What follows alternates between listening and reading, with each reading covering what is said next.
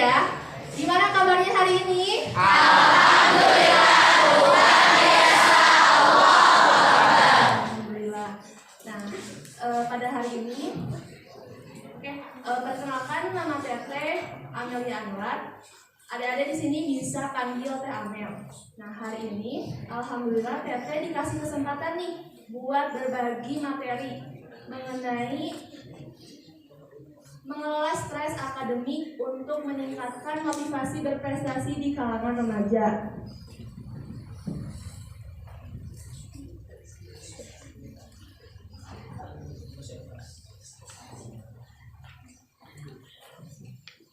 Oke, kita bahas dulu ya sedikit tentang masa remaja.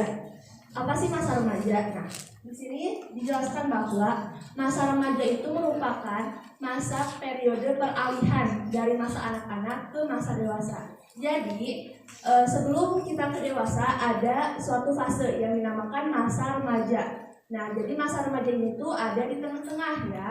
Nah, dalam masa remaja ini merupakan masa yang penting loh. Kenapa? Karena dalam masa remaja merupakan masa pertumbuhan dan juga perkembangan baik secara fisik maupun secara psikisnya.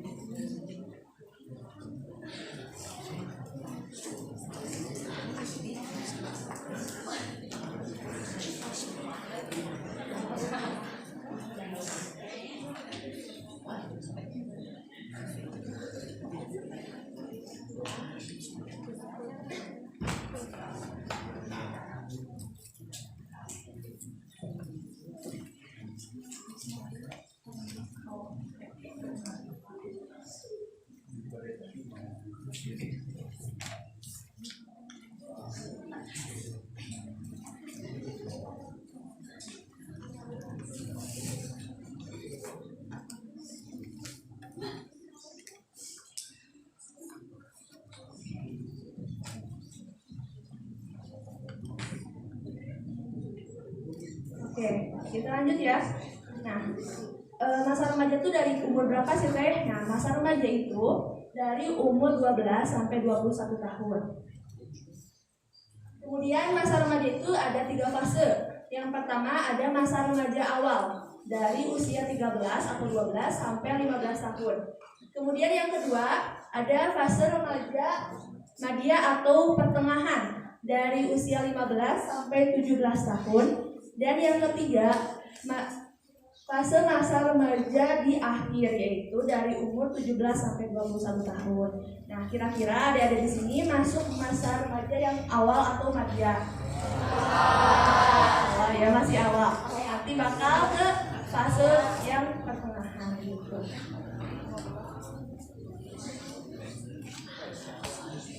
Nah, terus kita masuk nih ke pembahasan tentang stres. Ada di sini pasti udah biasa ya dengar kata stres ya.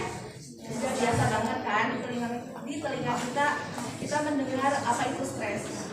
Kita pelajari stres ini lebih dalam ya. Oke.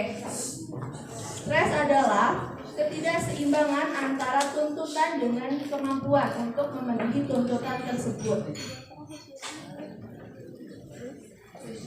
Kemudian, menurut Chaplin, stres adalah situasi yang menyebabkan seseorang itu merasa tertekan, baik secara fisiknya maupun secara psikisnya gitu. Jadi, saat ada tekanan nih, baik dari fisik maupun secara psikis, itu akan menimbulkan stres kepada kita.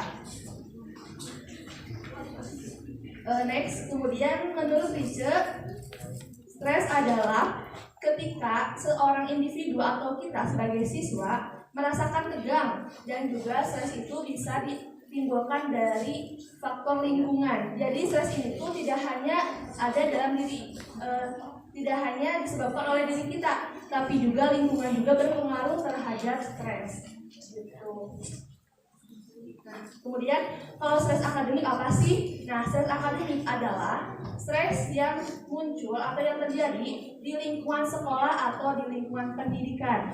Nah, biasanya stres akademik ini disebabkan oleh apa aja sih? Yang pertama, bisa disebabkan oleh misalnya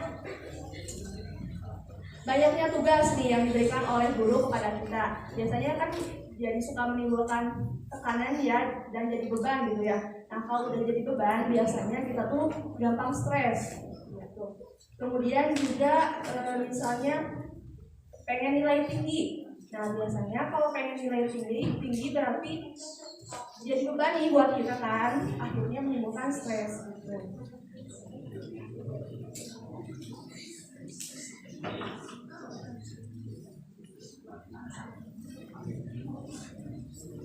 Nah, selanjutnya apa aja sih faktor yang bisa mempengaruhi kita jadi stres? Nah, ada dua faktor nih teman-teman. Ada faktor internal dan juga faktor eksternal. Apa faktor internal? Faktor internal itu faktor dari dalam diri. Internal itu dari dalam diri. Ya. Nah, faktor internal ini ada 3. Yang pertama ada pola pikir. Nah, pola pikir bisa menyebabkan kita stres, di mana dengan pola pikir yang negatif, pola pikir yang buruk itu akan membuat kita tuh jadi cemas, jadi stres. Dan sebaliknya nih, kalau pola pikir kita itu baik, pola pikir kita itu positif terhadap sesuatu, itu biasanya membuat kita tuh lebih semangat dalam belajar gitu.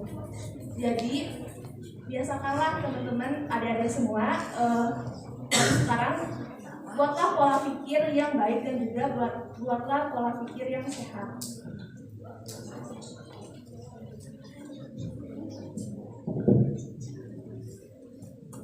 Selanjutnya yang kedua, faktor internal yang menyebabkan stres yang kedua adalah kepribadian. Nah, kepribadian ini tuh penting loh teman-teman, dimana kalau kita memiliki kepribadian yang optimis, biasanya kita akan semangat belajar dan jauh dari rasa stres. Dan sebaliknya, kalau kita memiliki kepribadian yang pesimis itu mudah menyerah, belum apa-apa udah aku mah nggak bisa nanti ujian. Nah, nggak boleh buatlah kepribadian kita menjadi kepribadian yang optimis, yang selalu semangat. Jadi kalau ada apa-apa, kalau ada ujian tuh semangat loh gitu ya. Jangan apa-apa udah ngerasa aku mah nggak bisa gitu, belum apa-apa udah nyerah duluan. Itu harus dihindari hal-hal tersebut.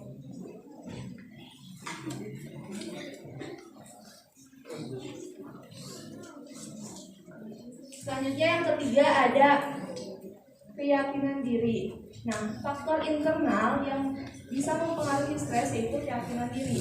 Dimana kalau kita itu gak yakin sama diri kita, misalnya besok ujian nih, kita tuh gak yakin sama diri kita kalau besok bisa ngerjain. Nah, biasanya itu menimbulkan stres bagi kita. Jadi buatlah keyakinan diri. Jadi kita tuh harus yakin dan percaya sama diri kita bahwa kita mampu dan kita bisa melakukan semua pembelajaran di sekolah.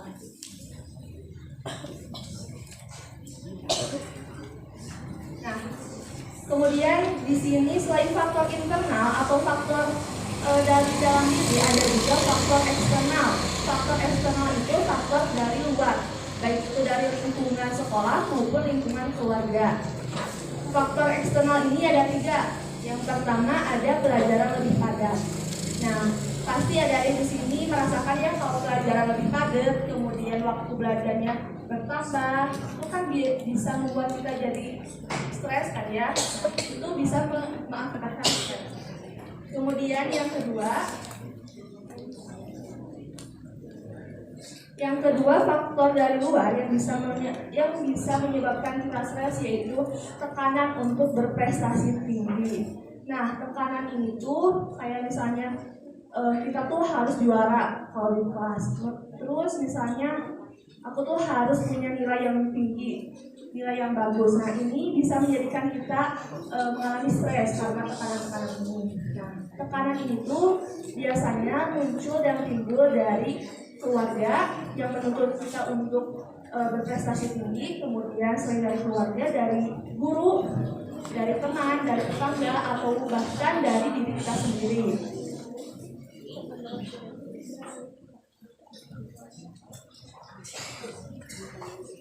Selanjutnya nih, yang ketiga faktor eksternal atau faktor luar yang mempengaruhi stres, yaitu dorongan status sosial.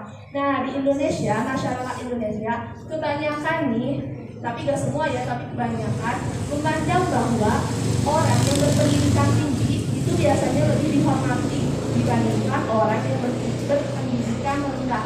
Jadi itu tuh bisa mengakibatkan kita tuh menjadi tekanan bagi kita dan juga mengakibatkan stres akademik bagi kita. Oke. Terus di sini tuh ada gejala teman-teman, gejala kalau kita mengalami stres akademik. Ada 3. Yang pertama ada gejala emosional.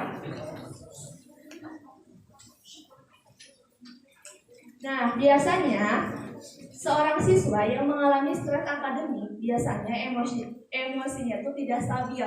Kayak misalnya jadi mudah marah, kemudian sedih, kemudian lebih gelisah dan lain sebagainya. Kemudian yang kedua ada gejala fisik. Jadi selain berpengaruh terhadap emosi juga ada gejala fisiknya, seperti kalau kita stres nih, kita tuh jadi kan banyak pikiran ya. Jadi malam tuh kadang susah tidur. Nah, kalau udah susah tidur, begadang, terus besoknya pas ke sekolah bukannya merhatiin guru, malah ngantuk dan tidur. Nah, makanya harus dihindari stres itu. Nah, selain susah tidur, kadang kalau banyak pikiran nih, pikiran-pikiran yang negatif, pikiran-pikiran yang sebenarnya tuh gak harus dipikirin loh teman-teman, itu bisa mengakibatkan kita tuh jadi pusing, sakit kepala. Kemudian yang ketiga, ada gejala perilaku. Nah, kalau kita mengalami stres, perilaku kita juga jadi berubah. Seperti ceroboh, kita lebih ceroboh nih di kehidupan sehari-hari. Kemudian kita tuh jadi sering ngelamun karena banyak pikiran gitu ya. Terus jadi sukanya tuh menyendiri, padahal awalnya tuh suka main, suka berkegiatan, tapi karena stres jadi kita tuh pengen sendiri gitu di kamar gitu.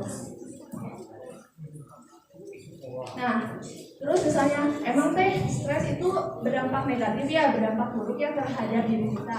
Tentu teman-teman, stres itu akan berdampak negatif dan berdampak buruk terhadap diri kita dan juga terhadap pendidikan kita di sekolah.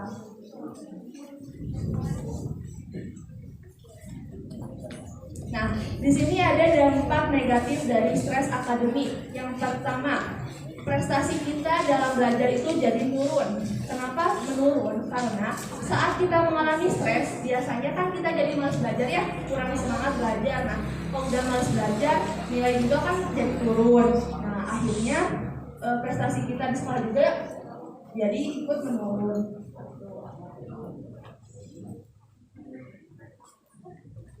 Nah, selanjutnya dampak negatif atau dampak buruk dari stres akademik yang kedua adalah munculnya beberapa penyakit. Seperti yang tadi Teteh bilang, kalau stres akademik itu kan bisa berpengaruh terhadap fisik ya teman-teman.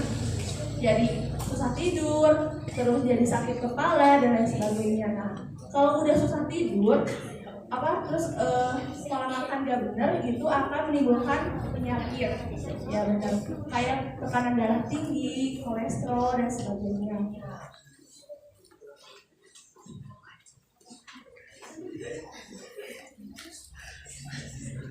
Nah, kemudian yang terakhir nih ada dampak jangka panjang. Kalau kita terus-terusan stresnya tuh berkepanjangan, terus stres gitu ya, itu akan memberikan dampak jangka panjang pada diri kita, yaitu kelemahan mental dan juga bahkan mengakibatkan perilaku menyimpang, seperti misalnya emosinya jadi tidak stabil. Yang awalnya aku mah tipenya orang yang tenang nih kalau ada masalah, tapi karena stres jadi mudah marah, jadi gelisah, jadi mudah cemas gitu kan. Kemudian antisosial, yang awalnya aku mah tipe orang yang mudah bergaul nih, aku mah suka nih berorganisasi, tapi karena stres jadi kita tuh antisosial, jadi gak mau ikut organisasi dan sebagainya.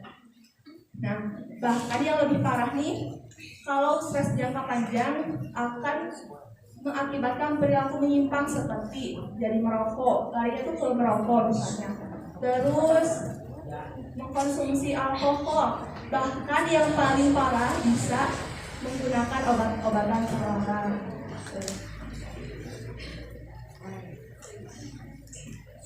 Nah, kemudian tapi jangan khawatir teman-teman, jangan takut kalau kita mengalami stres, karena stres pasti dialami oleh semua manusia. Mau itu remaja, mau dewasa, mau orang tua, bahkan lansia pasti mengalami masalah dan juga stres. Nah, tapi gimana caranya kita buat mengelola stres tersebut?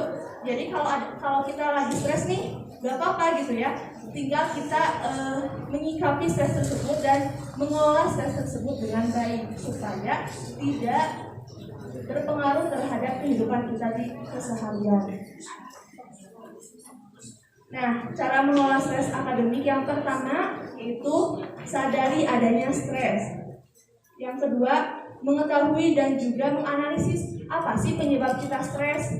Misalnya, jadi sebelum kita mencari solusi, kita tuh perlu mengetahui dulu faktor apa sih yang menyebabkan kita stres. Misal banyak tugas, karena banyak tugas jadi stres nih teh. Nah, akhirnya carilah solusi supaya tugas-tugas tersebut tuh dikerjakan dengan tepat waktu dan juga dengan baik gitu ya.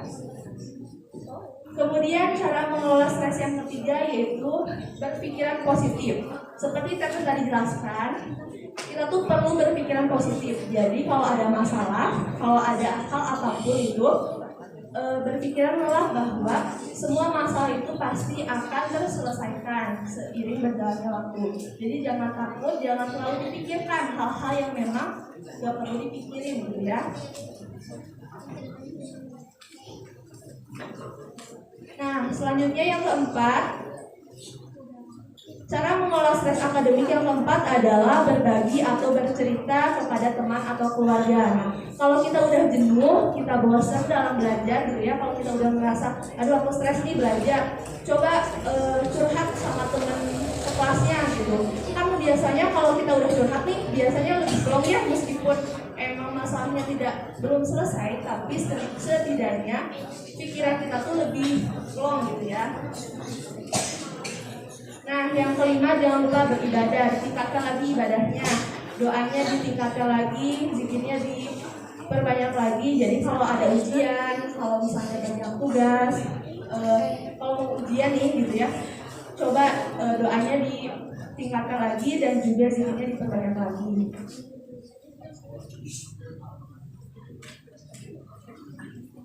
Nah, yang selanjutnya nih, yang keenam, cara kita mengelola stres yang keenam yaitu melakukan istirahat yang cukup. Seperti tadi Kak bilang, kalau kita kurang istirahat atau kalau kita begadang nih, besoknya kan di sekolah tuh bukannya merhatiin guru tapi malah tidur. Nah, maka dari itu supaya kita mengerti dan paham apa yang guru sampaikan, jangan lupa malamnya tuh jangan begadang. Jadi kalau udah waktu tidur ya udah tidur, jangan buang waktu untuk hal-hal yang tidak bermanfaat. Nah, yang ketujuh, cara mengelola stres yang ketujuh adalah mengelola kegiatan siswa atau membuat jadwal kegiatan. Nah, jadi teman-teman, kalau udah pulang sekolah nih, kalau misalnya ada PR atau ada tugas dari ibu guru, nah ambillah jadwal di sore hari atau di malam hari buat tugas. di sekolah. Nah, tapi kerjain tugas tuh di rumah supaya besoknya tuh pas kita ke sekolah tuh gak riuh gitu buat ngerjain tugas, tapi pas ke sekolah tuh tinggal duduk, kemudian siap buat menerima ilmu yang baru dari guru gitu. Kemudian yang ke-8 nih teman-teman, cara mengolah stres yaitu dengan melakukan aktivitas favorit seperti olahraga, baca buku, ataupun hiking. Nah, kalau teman-teman misalnya udah merasa jenuh, bosan, stres dalam belajar, gunakan waktu-waktu libur teman-teman tuh buat melakukan hal-hal yang bermanfaat dan juga hal-hal yang disukai oleh teman-teman semua. Kayak misalnya, aku mah suka olahraga nih. Nah, pas hari libur olahraga tuh. Terus aku mah suka nonton. Boleh tuh bisa tadi hari libur, tapi dengan batas waktu yang memang tidak berlebihan gitu ya. Nah, dan yang terakhir, cara atau tips mengolah stres akademik adalah mengunjungi atau berdiskusi dengan psikiater atau psikolog atau tenaga ahli. Nah, ini dilakukan apabila adik-adik atau teman-teman di sini mengalami stres yang akut atau stresnya tuh udah ini udah stres banget nih. Boleh tuh berdiskusi atau ngobrol sama tenaga ahli gitu.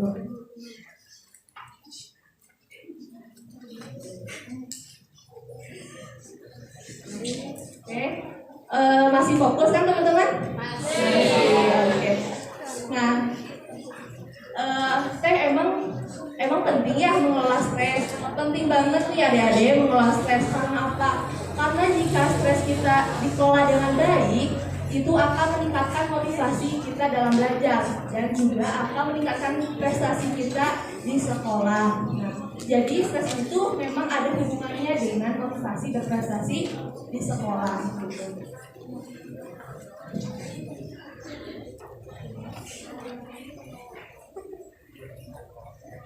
Oke, kita bahas sedikit tentang motivasi berprestasi. Kenapa sih motivasi itu penting? Karena saat kita mengalami stres, saat kita mengalami malas belajar, kita tuh biasanya harus ada dorongan atau motivasi supaya kita tuh ingat lagi bahwa oh iya ya, tanggung jawab aku tuh emang belajar. Jadi kalau kita punya motivasi, pada saat kita malas, kita akan tetap melakukan tanggung jawab dan juga kewajiban kita sebagai siswa gitu. Nah, di sini ada pengertian motivasi berprestasi menurut beberapa para ahli nih teman-teman. Menurut Sandrock, motivasi berprestasi adalah keinginan atau dorongan individu mengerjakan sesuatu dengan hasil yang baik. Nah, pendapat lain mengatakan bahwa motivasi berprestasi adalah kebutuhan seseorang untuk memenuhi tujuan yang diinginkan. Tujuan itu bersifat realistis dan juga dengan kebutuhan untuk sukses. Nah, dapat disimpulkan bahwa motivasi berprestasi itu adalah dorongan atau usaha seseorang agar mencapai keberhasilan. Jadi memang penting kita memiliki motivasi dalam berprestasi supaya mendorong kita untuk selalu berhasil dan juga mencapai tujuan-tujuan kita di sekolah.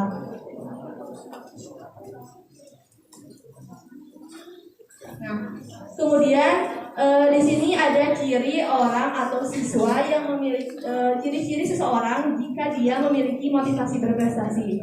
Kita simak ya. Yang pertama, orang yang memiliki motivasi berprestasi biasanya dia itu memiliki rasa tanggung jawab. Jadi dia tuh tahu kalau memang sekolah itu merupakan tanggung jawab kita terhadap diri kita sendiri dan juga tanggung jawab kita terhadap orang tua.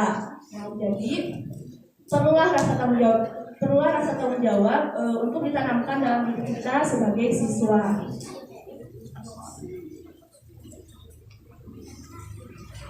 Nah, kemudian yang kedua, orang yang memiliki motivasi berprestasi memiliki sifat tekun dalam melakukan pendidikan meskipun menemui rintangan. Jadi kalau misalnya ada rintangan, ya, kalau misalnya mengalami kesulitan dalam belajar, orang yang memiliki motivasi berprestasi biasanya akan tekun dan tidak mudah menyerah. Jadi akan terus dicoba, terus berusaha supaya rintangan-rintangan itu dapat terlewati dengan baik.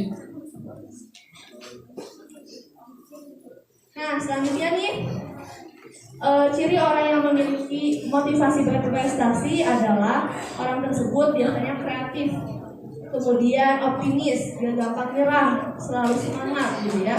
Kemudian rasa ingin tahunya tinggi terhadap sesuatu. Nah, jadi nih adik-adik di sini munculkanlah rasa ingin tahu adik-adik terhadap materi yang ibu guru atau guru sampaikan di kelas. Jadi kalau ada materi yang memang kurang paham nih, jangan cuma dipikirin tapi ditanyain ke gurunya kalau memang ada materi yang kurang paham. Nah, kemudian orang yang memiliki motivasi berprestasi biasanya tidak suka membuang waktu untuk hal-hal yang tidak bermanfaat.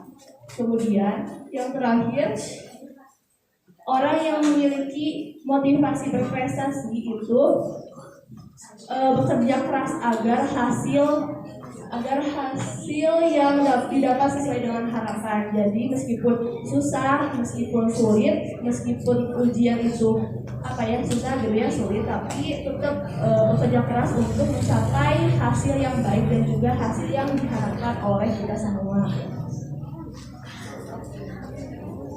Nah, yang terakhir nih adik-adik, materi terakhir nih, motivasi itu ada dua, motivasi dalam diri kita dan motivasi dari luar, seperti dari lingkungan keluarga atau lingkungan sekolah. Nah, yang pertama ada motivasi belajar intrinsik atau motivasi belajar dari dalam diri kita, yang biasanya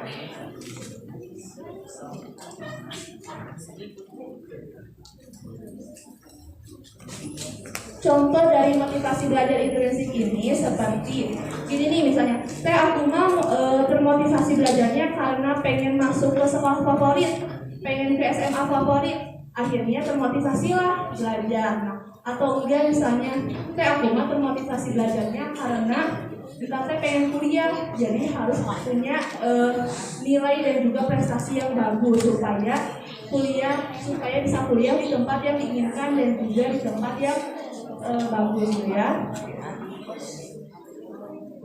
Nah, atau enggak gini misalnya, aku mah motivasi belajarnya karena pengen membanggain orang tua.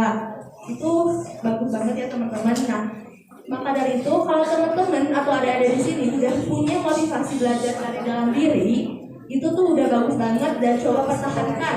Bahkan lebih baiknya coba ditingkatkan lagi gitu ya. Karena apa? Karena kita tuh perlu banget loh motivasi. Karena saat kita mengalami malas belajar, saat kita mengalami jenuh belajar, kalau kita punya motivasi, kita tuh akan ingat lagi apa sih tujuan kita. Nah, dan yang terakhir ada motivasi belajar ekstrinsik. Nah, ada juga tipe orang yang harus dimotivasi oleh orang lain dulu, baru bisa semangat belajar. Contohnya nih, kalau motivasi belajar dari luar, misalnya aku mah semangatnya kalau dikasih hadiah dulu baru semangat belajar. Itu gak apa-apa teman-teman, cuman jangan terus-terusan gitu ya gitu. Atau enggak misalnya aku mah semangat belajar atau motivasi belajar kalau dinasehatin dulu, kalau diingetin dulu, baru termotivasi, gak apa-apa juga. Jadi kita gitu ya, sebagai teman tuh harus saling mengingatkan. Kalau ada temennya lagi malas belajar nih, jangan ikut-ikutan malas, tapi harus disemangatin bahwa ayo belajar, ayo semangat lagi gitu kan, katanya mau masuk ke SMA ini misalnya gitu. Jadi jangan lupa kita tuh harus saling menyemangati satu sama lain gitu ya teman-teman. Nah, jadi perlulah kita mengelola stres dengan baik. Karena stres itu tidak bisa dihindari. Semua orang pasti mengalami stres, pasti punya masalah. Gimana caranya kita mengelola stres itu dengan baik? Karena apabila kita mengelola stres dengan baik, itu akan sangat-sangat berpengaruh terhadap prestasi kita di sekolah, gitu teman-teman. Dan juga jangan lupa tanyakan lagi kepada diri kita sendiri. Kalau misalnya kita udah punya motivasi, itu udah bagus banget gitu ya. Tapi kalau misalnya kita itu belum punya motivasi belajar, coba ditanyakan lagi ke diri sendiri, apa sih motivasi kita belajar, apa sih motivasi kita buat sekolah. Nah, karena motivasi itu penting untuk membuat prestasi kita di sekolah itu lebih meningkat lagi. Jadi saat kita mengalami rasa malas, saat kita jenuh dalam belajar, kita tuh termotivasi buat terus belajar dan